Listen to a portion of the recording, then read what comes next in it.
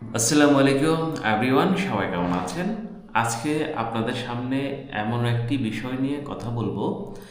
যারা মালয়েশিয়া যাওয়ার জন্য দীর্ঘদিন ধরে অপেক্ষা করছেন, বিশেষ করে বাংলাদেশ থেকে যারা মালয়েশিয়া কাজ করতে যেতে চান, তাদের জন্য খুবই গুরুত্বপূর্ণ একটি বিষয় নিয়ে কথা বলবো আজকের ভিডিওতে।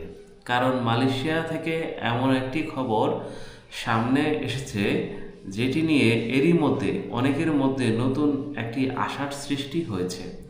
মালয়েশিয়ার সরকার সংশ্লিষ্ট সিস্টেম বাংলাদেশ থেকে কর্মী নিয়োগের জন্য 25টি রিক্রুটিং এজেন্সির নাম প্রকাশ করেছে ইতিমধ্যে।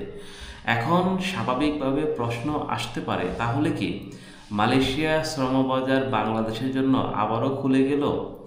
25টি এজেন্সি কি এখন কর্মী নেওয়া শুরু করতে পারবে? এই প্রশ্নগুলো কিন্তু আপনাদের সামনে ইতিমধ্যে ঘুরপাক খাচ্ছে। বাংলাদেশ থেকে কি এখন মালয়েশিয়া ভিসা পাওয়া যাবে? আর সবচেয়ে গুরুত্বপূর্ণ প্রশ্ন, এখন কি কোনো এজেন্সিকে টাকা দেওয়া যাবে? আজকের এই ভিডিওতে পুরো বিষয় এখানে আপনাদের সামনে তুলে ধরার চেষ্টা করব। আসলে আপনারা কি করবেন এবং কিভাবে আপনারা ধাপে ধাপে সামনে এগিয়ে যাবেন। প্রথমেই একটা কথা বলে রাখি, 25টি এজেন্সির নাম প্রকাশ করা হয়েছে, নিঃসন্দেহে গুরুত্বপূর্ণ অগ্রগতি হয়েছে। অবশ্যই সেটা সরকার টু সরকারের সাথে আলোচনার মাধ্যমে 25টি এজেন্সির নাম প্রকাশ করা হয়েছে, কিন্তু এটাকে এখনই মালয়েশিয়া শ্রমবাজার পুরোপুরি খুলে দেওয়া চূড়ান্ত ঘোষণা হিসেবে ধরা যাবে না। যতক্ষণ পর্যন্ত সরকার, মালয়েশিয়া সরকার এবং বাংলাদেশ সরকার যৌথভাবে তারা ডিক্লারেশন না দিচ্ছে, ততক্ষণ পর্যন্ত আপনাকে অবশ্যই বিরত থাকতে হবে এবং অল্প অল্প কাজ এগিয়ে রাখতে হবে। এই কথাটা কিন্তু খুব ভালোভাবে আপনাকে মনে রাখতে হবে। তবে আরও একটি গুরুত্বপূর্ণ বিষয় হচ্ছে, আপনারা সবাই হয়তো জানেন 15,000 কর্মী মালয়েশিয়া নেওয়া হবে। তবে যাদের 2024 সালে যারা যেতে পারেননি তাদেরকে অগ্রাধিকার দেওয়া হবে। তারপর নতুন যারা যাবেন, পরবর্তী প্রক্রিয়া অনুযায়ী আপনাকে সেটা ফলো করতে হবে। এই কথা কিন্তু খুব ভালোভাবে আপনাকে মনে রাখতে হবে, কারণ বিদেশে যাওয়ার বিষয় আর তার সঙ্গে যখন টাকা পয়সার ব্যাপার জড়িয়ে থাকে, তখন একটু ভালোভাবে সিদ্ধান্ত নিলে বড় ধরনের ক্ষতি হওয়া থেকে আপনি বেঁচে যেতে পারেন। চলুন এবার আসল বিষয়টা আপনাদের সামনে তুলে ধরার চেষ্টা করি। আমরা জানি মালয়েশিয়া বাংলাদেশের কর্মীদের জন্য দীর্ঘদিনের একটি গুরুত্বপূর্ণ শ্রম বাজার। অনেক বাংলাদেশি ভাই মালয়েশিয়ার বিভিন্ন ধরনের কাজ করছেন, কিন্তু গত কয়েক বছর ধরে মালয়েশিয়ায় বাংলাদেশি কর্মী পাঠানোর প্রক্রিয়া নানান সমস্যা দেখা দিয়েছে, যার কারণে নতুন কর্মীরা মালয়েশিয়া যেতে পারছেন না। অতিরিক্ত অভিবাসন ব্যয়, কর্মীদের কাজ না পাওয়া, বিভিন্ন ধরনের অনিয়ম এবং নিয়োগ প্রক্রিয়া নিয়ে অভিযোগের কারণে 2024 সালে জুনে বাংলাদেশ থেকে কর্মী নেওয়া বন্ধ করে দিয়েছিল মালয়েশিয়া কর্তৃপক্ষ। এরপর থেকে হাজার হাজার বাংলাদেশি অপেক্ষা করছেন কবে আবার মালয়েশিয়ার দরজা তাদের জন্য খুলে দেওয়া হবে। অনেকেই ইতিমধ্যে জায়গার খোঁজ খবর নিচ্ছেন, আর এই অপেক্ষার মধ্যে এবার নতুন খবর কিন্তু আপনাদের সামনে আসলো। Malaysia foreign workers centralise management system, যেটাকে সংক্ষেপে FWMSS বলা হচ্ছে, সেখানে বাংলাদেশ থেকে কর্মী নিয়োগের জন্য 25টি রিক্রুটিং এজেন্সির নাম অন্তর্ভুক্ত করা হয়েছে। যেই সকল রিক্রুটিং এজেন্সি বাংলাদেশ থেকে কর্মী প্রেরণ করবে মালয়েশিয়াতে, তাদের নাম ইতিমধ্যে প্রকাশ করা হয়েছে মালয়েশিয়ার ওয়েবসাইটে। তাই তালিকায় বাংলাদেশি বিভিন্ন এজেন্সির নাম রয়েছে। এর মধ্যে উল্লেখযোগ্য কয়েকটি নাম হলো বাংলাদেশ ওয়ান ওভারসিস, এটা হচ্ছে নাম্বার 1 আছে। তারপর আছে বেঙ্গল হিউম্যান রিসোর্স ডেভেলপমেন্ট, তৃতীয় হচ্ছে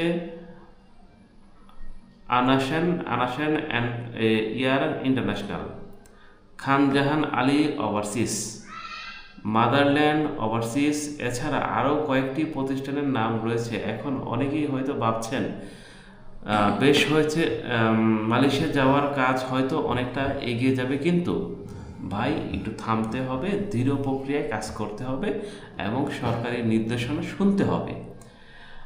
এজেন্সির নাম তালিকা থাকার কর্মীদের নিয়োগ শুরু হওয়া দুইটি বিষয় এক নয়।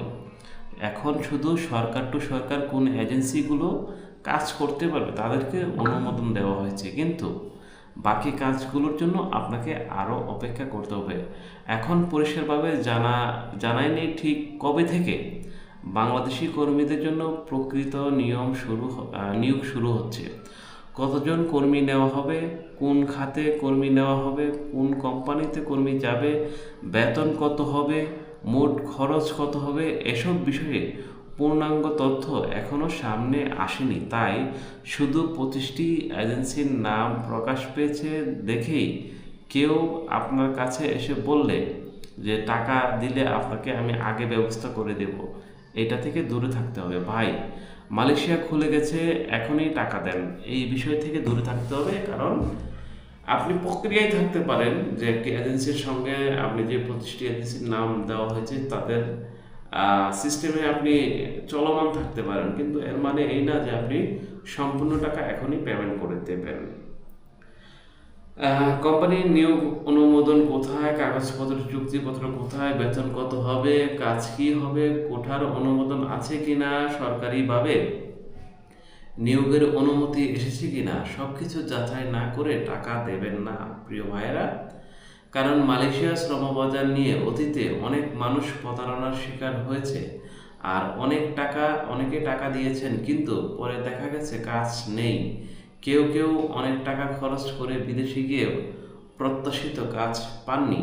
তাই এবার যদি নতুন করে শ্রমবাজার চালু হয়, তাহলে আমরা চাই আগে সমস্যাগুলো যেন আর না হয়। আগে যে প্রবলেমগুলো আমাদের শ্রমিকদের হয়েছিল, সেই প্রবলেমগুলোতে যেন আমাদের শ্রমিকরা না পড়ে।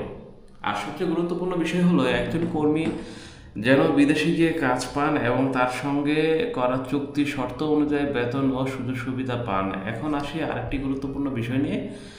মালয়েশিয়া বিদেশি কর্মী নিয়োগের কোটা আবেদন এখন FWUC-MS এই কোটা মডিউলের মাধ্যমে করার ব্যবস্থা রাখা হয়েছে। অর্থাৎ পুরো প্রক্রিয়াটি আরও কেন্দ্রীয়ভাবে পরিচালনার দিকে এগিয়ে যাচ্ছে মালয়েশিয়া এবং বাংলাদেশ। এখন লক্ষ্য হচ্ছে বিদেশি কর্মী নিয়োগের প্রক্রিয়াকে আরও নিয়োগকর্তার কর্মীর তথ্য ব্যবস্থা করা হয়। বাংলাদেশ ও মালয়েশিয়ার মধ্যে শ্রমবাজার নিয়ে কূটনৈতিক পর্যায়ে আলোচনা চলছে। এই কারণে 25টি এজেন্সির তালিকা প্রকাশে এনে মালয়েশিয়া শ্রমবাজার পুনরায় চালুর পথে একটি গুরুত্বপূর্ণ পদক্ষেপ হিসেবে দেখছে। তো প্রিয় দর্শক, আজকের মতো এই পর্যন্ত আপনাদের জন্য আপডেট থাকছে। পরবর্তী কোনো আপডেট থাকলে আপনাদের সামনে আমি তুলে ধরার চেষ্টা করব। সেই পর্যন্ত ভালো থাকবেন, সুস্থ থাকবেন। দেখা হবে নতুন আরেকটি ভিডিও নিয়ে। আল্লাহ হাফেজ।